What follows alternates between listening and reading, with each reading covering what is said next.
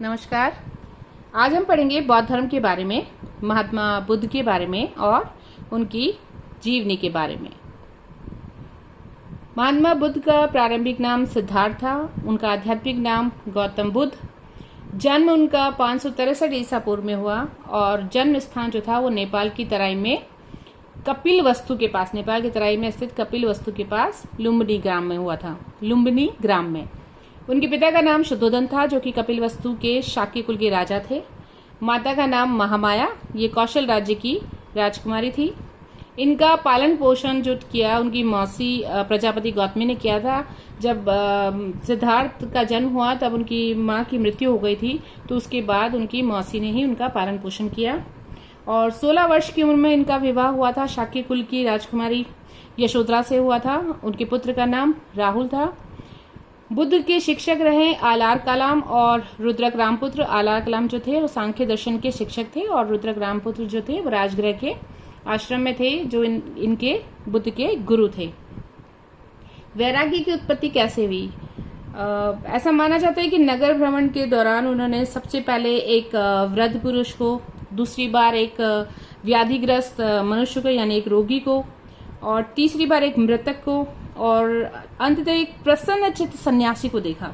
तो इन घटनाओं ने उनके जीवन का जो मार्ग था वो बदल दिया।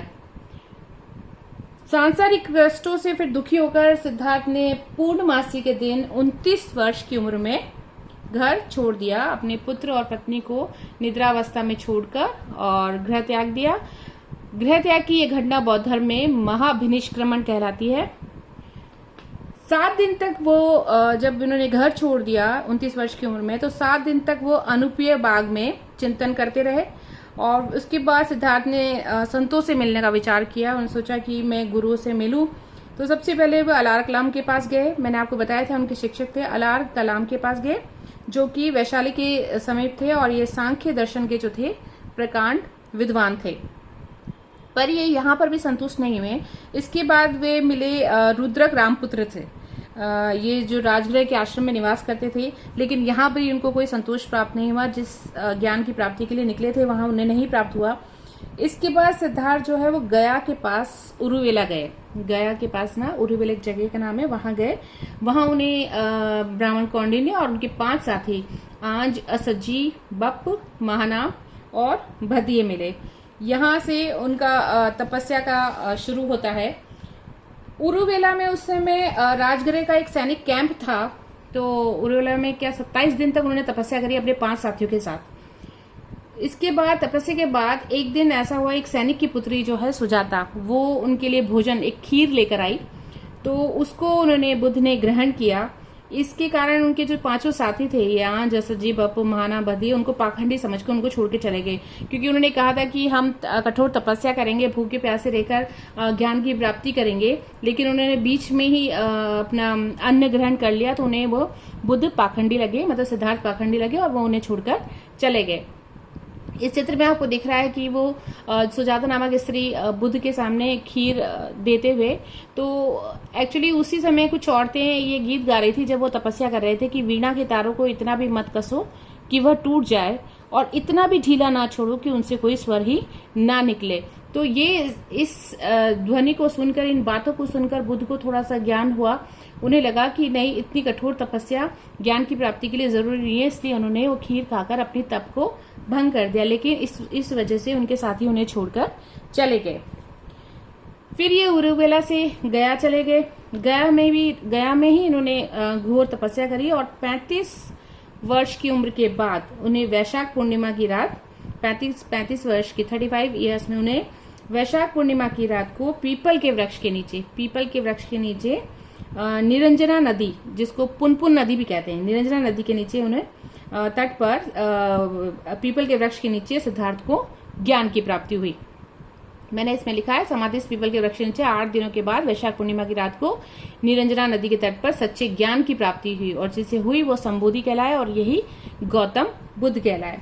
ज्ञान प्राप्त होने की इस घटना को बौद्ध धर्म में निर्वाण कहा गया है, और चूंकि इन्होंने इंद्रियों पर विजय प्राप्त कर ली थी इसलिए इन्हें जिन भी कहा गया। और सच्चे ज्ञान का संबोध होने के कारण ये बुद्ध कहलाए। और जिस वृक्ष के नीचे उन्हें ज्ञान की प्राप्ति हुई उस वृक्ष को बोधि वृक्ष कहा गया। और जहां ये ज्ञान की प्राप्ति हुई, मैंने बताया था वो उर्मिला से गया गए, तो गया में इनको ये ज्ञान की प्राप्ति हुई, तो इसे गया को बौद्ध गया कहा गया। बुद्ध के जो सबसे पहले अनुयायी रहे 2 बंजारे थे। जब बुद्ध को ज्ञान की प्राप्ति हो गई तब वो निकले तो उन्हें सबसे पहले 2 बंजारे मिले, तापुस और भल्लुक। तो ये इसके सबसे पहले अनुयायी थे। बुद्ध ने इनको अपने उपदेश दिए थे। पहला उपदेश उन्होंने ऋषिपत्तनम यानी सारनाथ में अपने 5 साथियों को, जो उनको छोड़ के चले गए थे, जो उन्हें पाखंडी कहकर चले गए थे, उन्हें अपना पहला उपदेश दिया। तो बौद्ध धर्म में ये घटना धर्म चक्र प्रवर्तन कहलाती है।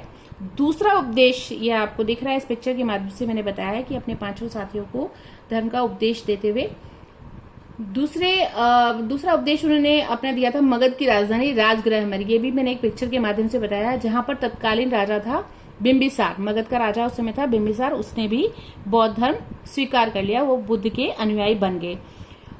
कुछ और स्थानों पे भी उन्होंने अपने उपदेश दिए, जैसे वैशाली, कौशल, श्रावस्ती में 40 साल तक घूम घूम कर वह बौद्ध धर्म का उपदेश देते रहे। कौशल नरेश, प्रसन्नजीत, अनाथ पिंडक और नगरवधु आम्रपाली, बुद्ध की मौसी, उनके पुत्र राहुल, पत्नी और उनके पिता भी बुद्ध के अनुयायी बन गए।